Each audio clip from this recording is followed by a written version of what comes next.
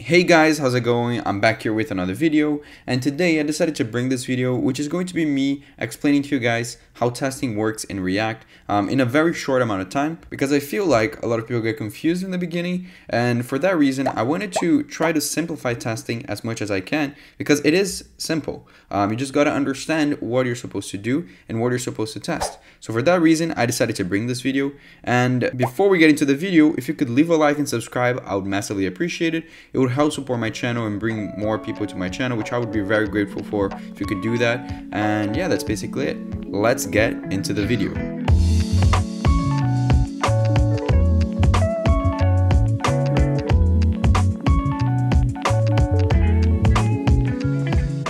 Okay everyone, so in order to show you guys how to test in React, we're going to be testing a specific component that has a lot of different parts to it. So the component, it's actually called a counter. You'll see over here, it's this component over here. It's very simple. It's just a counter app, and I chose this one because despite it being a simple app, which is just a count, it's actually pretty interesting to test because it introduces a lot of the different topics that you need to understand when testing. So I thought it would be a good idea to use this as an example. So you can see our component is pretty simple. It's just called counter, and it's just a component that it creates a state called count, which starts with an initial count, which comes from a prop, but usually you can start from 0, whatever you want, but basically it starts with that value. And then we have a couple buttons over here that does some stuff to that count, right? So we have a button that calls this function called increment, which increments the value of the count, so it increases the state. We have one which decrements, it decreases the value. One that restarts, meaning it just sets the number to 0. And then one which kind of just switches signs. If it's negative, it becomes positive. If it's positive, it becomes negative. And this is the app right here, right? Very simple. We can just click on the button, it will keep increasing. If we click on decrement, it will decrease. We can restart, we can switch the signs, become negative, become positive, whatever we want. So this app is simple, but it serves as a good example to explain how to test. So why would we want to test this? Well, because there's different aspects of the component that depend on how the user is interacting with the component. So what do I mean by that? Well, this text over here, it should change, right? It's displaying the count, so it should change depending on what the user does with the buttons, right? So this would be a good thing to test because sometimes, and I swear this happens a lot, we as a developer, we think our code makes sense, we think our code works, but when you deploy the code, trust me when I say that millions of people will use this code or your product in millions of different ways, which eventually one of the ways they use it will cause issues. So you want to be testing all the edge cases so that you're really sure that what you wrote covers every possible use case. So unit testing is important because in some sense, it takes more time for you to go ahead and write a test for this component when you're done with it, right? But at the same time, if there's an issue with it, which again, it happens a lot, you won't have to come back and debug everything because you found the issue before you even deploy the application, right? So testing is important for that reason. So how would I test a component like this in React? Well, you might expect that in React, when you install or you do a create React app, you see this file over here, which is called setup tests. This file, its main purpose is just to import, as you can see, Jest DOM, which will allow us to use a lot of different interesting functions when we're trying to test. You'll see it is really important. So it's nice that it already comes with the create React app boilerplate. Now, usually it also comes with a test file called app.test.js, but what I want to do is, whenever you have a new test you want to write, what you do is you just create a file with the name of the file, so counter, and then .test.js. This is a common practice for this, right? You don't have to do it exactly this way. I always recommend grouping your files, your testing files with your normal files together in a folder or something like that. But it is important that they're next to each other so that when you're testing, you can look at the other file, and also it makes your code more organized. So over here, inside of our counter.test.js, we want to start by importing our counter component over here. Now, whenever we're testing a component, we import it because what we want to say is each test or each test file that you create should represent a test for a specific component. And what you're doing is you're describing all the different stuff that can happen to that component. So one way to write tests in React would be to first say you're describing the counter component like this.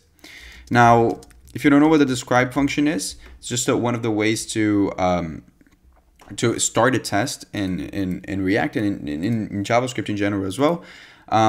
You can use other ways. You can use test like this. I would recommend trying out every possible way to test. I'm going to link some resources in the description of some articles explaining best practices when testing and everything like that. Because it is everyone tests differently. As long as you're covering your code and you're testing effectively, then that's fine. But everyone writes tests in a different way. This is how I write tests, and I feel like it's a good way to do it. So what you do first is you describe this component, right? So you write a describe, and inside of here is where you put all of the individual tests that can happen with this component. Now, how do you write an individual test? Well, you use the it function, because you're describing this component, and what you're describing is you put over here. So what do I want to describe for the counter component? Well, the first thing I want to test is, first of all, this counter component over here has an initial count, right? It's just a prop that we pass wherever we call it. We can make it 5, and then you'll see that if I refresh the page, it starts at 5 instead of 0. I set it as 0 because it makes more sense. But what I want to test initially is if I render this component and pass 5 or 6 as the initial count, will this be displayed? This is important because we're testing how the component is handling its props, right? So we could do something like this. We could say counter displays correct initial count or something like this, right? This message, some people will complain, I know, of how I describe this, but honestly, write whatever makes sense to you and write exactly what is happening in this test. So what I'm going to do in this test is I'm going to test to see if it is displaying the correct count. So I'll just come over here and I'm going to just put a callback function that will describe what action will occur inside of this test. So basically, whenever we're describing an actual test, right? So whenever we are instantiating our component, creating a test version of our component and testing to see if all of the stuff that we want to test actually works, we need to use a function from the React testing library called the render function.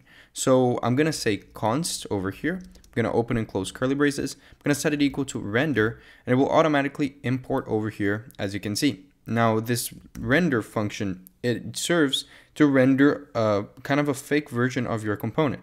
Inside of it, you'll just put the component that you want to test. You can input over here all of the props that you want to initiate this component with that are going to be useful for this specific test. So I'm going to initiate this with the value 0, right?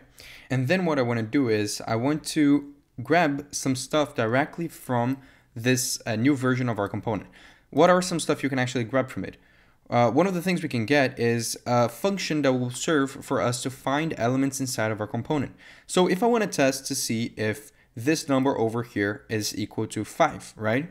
The way I do this is I need to query this specific element inside of here.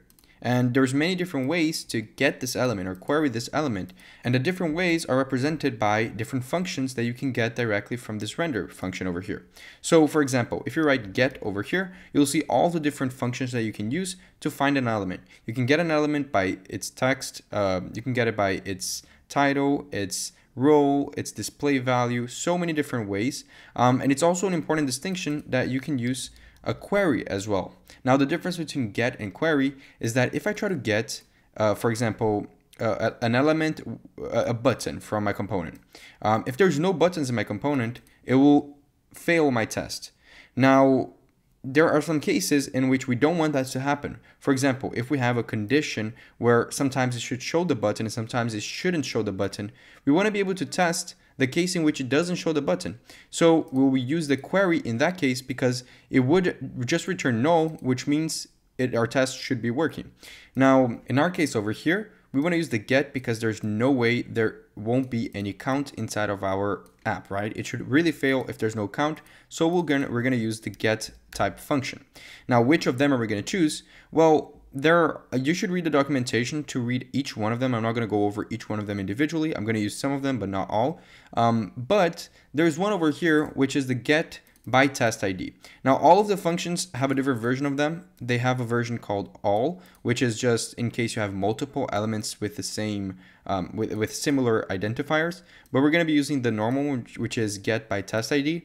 And this function over here, it serves for elements which are dynamically changing. So in our case over here, we have a count that will be constantly changing its value. So we wouldn't be able to grab by text because the text inside of this h3 tag will be changing consistently, right? The number is changing.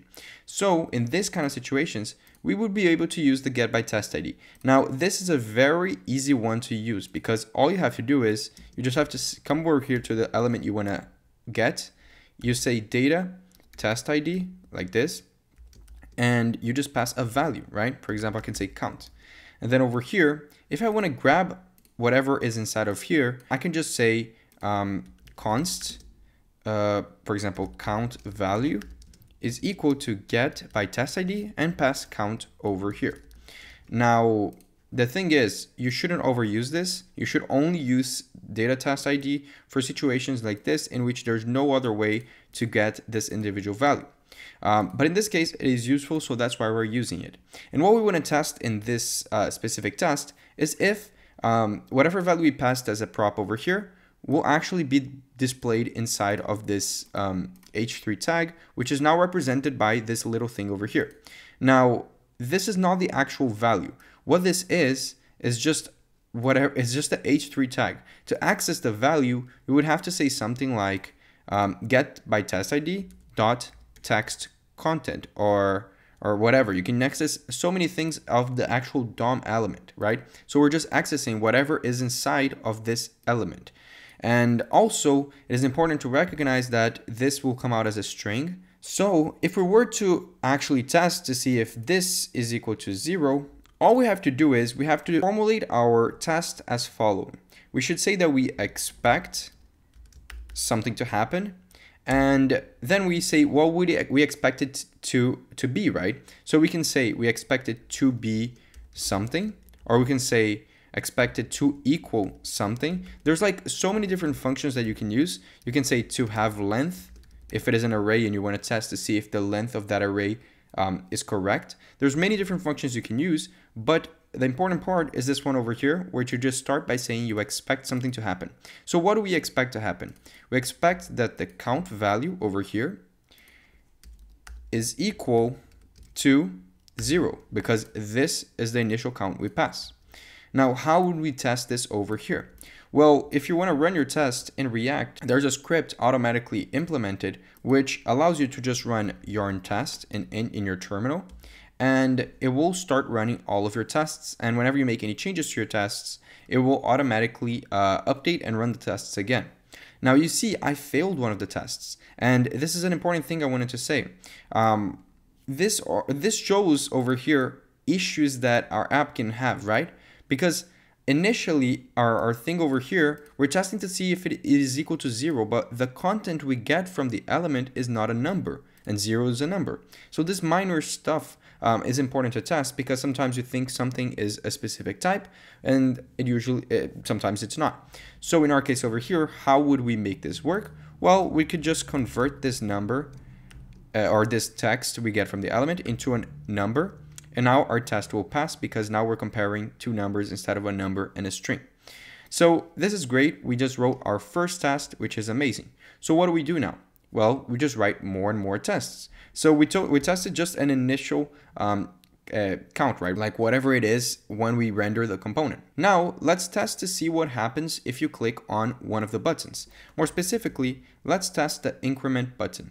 So what description would I write over here?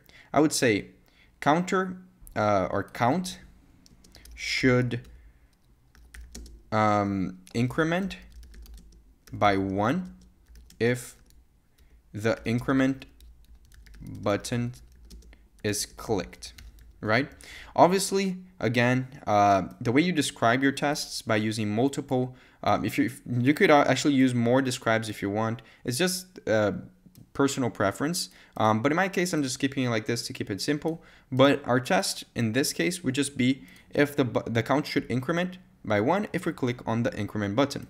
Now, how would we run this? Well, we could either change our initial count or not. I'll just keep it at 0 for simplicity reasons. And this part over here should kind of remain the same, right? So what would we do now? Well, in order to make a test that tests this function or this button over here, the increment button, we would have to access this button. Now, how would we do this? Well, we could just use one of the functions that I mentioned previously. We won't use get by test ID because we don't need it, because the values inside of them are not incrementally changing. Like they're not changing, they're not dynamic, right? This button will always have increment inside of it, or this button will always say decrement inside of it. So one thing we can use is the get by row function. So I'm gonna say get by row, and the get by row is kind of interesting. To grab the button for increment, we can say increment button, set it equal to get by row, and then inside of here, I'll just put the specific row that this button should represent. Now, what is a row? Well, it's just kind of like what element it is, right? This is a button, so I'm gonna say it is a button. Now, we have multiple buttons inside of our application, inside of our component. So which one is it? Well, we can specify by actually grabbing a name value over here and passing increment like this. So what this should do is it should get the button with a row, like the element with the row button, with a text inside of it saying increment, which is this one over here, which is great. Now, what do we want to do with this button? Well, we want to simulate a user clicking on it, right? So how would we do this? Well, we can get something from the ReactJS library called fireEvent. And this fireEvent function over here is really interesting because what we can do with it is we can say fireEvent, and we can emit any kind of user event that we can test, right? So we can test if they're dragging, dropping, changing an input, pressing their keys. But more specifically, we can test to see if they're clicking something or clicking a specific element in our component. Which element? Well, the button that we just got from here, right? If I put it right here, it will simulate a click inside of that button. And if our component is working right, a lot of stuff should change, right? First of all, our actual count should increase by 1, right? So we're gonna grab this count value over here, and we're gonna test to see if it is equal to 1 instead of 0. If we save it right here, we'll see that it actually is, which means our test is working, right? We can test to see if it was 0 before we clicked on the button by putting this thing over here, right above the time we click on the button, testing if it was 0 before, and then clicking on the button and testing if it became 1. It fails because we need to actually grab the count value twice, right? So I'll say count value 1 because this is the first time we grab it while it's 0, and then I'll grab it again. So I'm gonna say count value 2 after you click the button, and these are the two values we're gonna use to test. Now you could just put this instead of creating a variable and putting this directly over here if you wanted to. I prefer to do it this way. It's preference, but you can see the tests have passed. Okay, so we were able to finish this test over here, which is amazing. What I'm gonna do now is I'm gonna write the tests for some of the other buttons, and I'll be back in a second just to show you guys, because it's gonna get a little bit repetitive, but I still wanna go over all of them so you guys can get an idea of how a test file would look like. So as you can see, I created a bunch of other tests over here, and I want to go over each of them. So I created a test for each of these buttons over here. We created the increment one before, but now I added also a decrement one. So for the decrement, I just changed the actual text over here. I also changed the button. I changed the name in the button. Also, just to show you guys what I was talking about, not creating a variable, you could just put this directly inside of the expect. A lot of people do this. And it would work as well. So I just wanted to showcase to you guys. And as you can see, if we start the count as 0 and we click on the decrement button, it should become -1 after it, right? And this test passes, as you can see. All the tests that I wrote passes. So I just wanted to show you guys. So for the restart button, we do the exact same thing, but we start with 50. We check to see if it's 50. We obviously get the restart button. We click on it. And now it should be 0 because that's what the restart button should do. So it should be 0 if the restart button is clicked. Then finally, we test the switch signs. We start with 50. We click on the button and it should become -50. And as you know, it all passes perfectly. It's not just running empty tests as well. If I were to change this to 49, obviously it would fail, as you can see over here, because it's not the correct unit test. Now, why would we do this? Well, because it is necessary. Trust me. I don't like unit tests as well. I hate writing them, but they're necessary. I found myself having a lot of issues with components, especially when you're working on big components. And unless you have a time crunch, like a very tight time crunch on a project you're building, it is important to do unit tests because it will save you a lot of time later on, and it will prevent a lot of bugs in your final product. So this is basically it for the video. If you want to check out all of this code, it will all be in the description. If you want to leave a like in the video, I would massively appreciate it. Help support the channel, and we're growing massively. I'm really happy with the progress the channel is undertaking. I'm happy with the support that everyone is giving me, and just let me know any kind of video ideas you guys have, if anything you guys want to watch. And yeah, that's basically it. Really hope you guys enjoyed it, and I see you guys next time.